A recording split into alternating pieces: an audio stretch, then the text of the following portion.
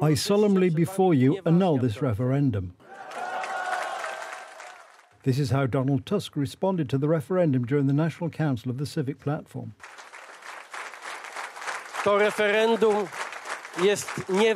This referendum is invalid in the deepest and broadest sense of the word. You can cancel the referendum in Germany if your friends in Berlin will let you. This is Poland, and we will hold this referendum according to the will of the Poles. They never asked before on the issues they were changing. Did they ask when they took away the open pension fund for Polish citizens? No. Did they ask when they raised VAT?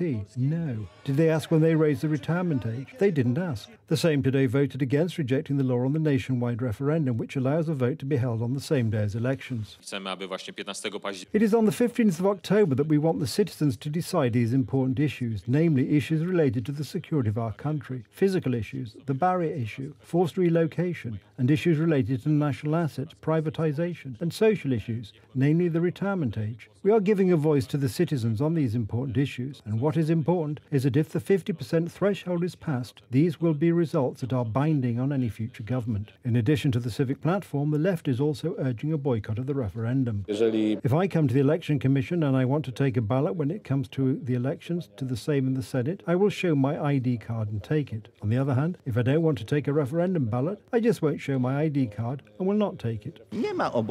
There is no obligation if there were combined elections for the Sejm, the Senate and the referendum to collect 3 of the ballot papers de facto. It is the will of the voter whether he gets 3 ballot papers or 2 or 1. At the same time, it is important to remember that one can be held criminally liable for destroying a ballot.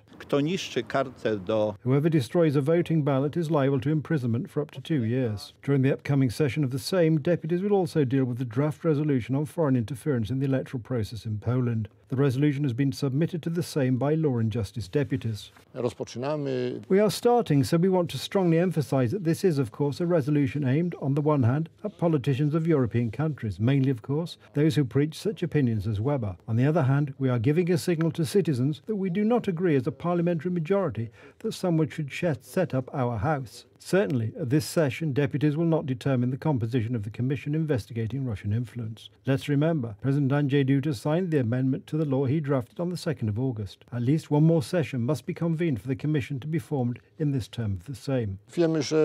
We know that in the agenda of today's meeting and tomorrow's meeting, this item could not yet appear because here, as it were, the deadlines for nominations have not yet passed. But I hope it will happen at probably the next meeting at the end of August. Tomorrow, the Sejm will take up the government's proposal to hold a nationwide referendum on issues of special importance to the state.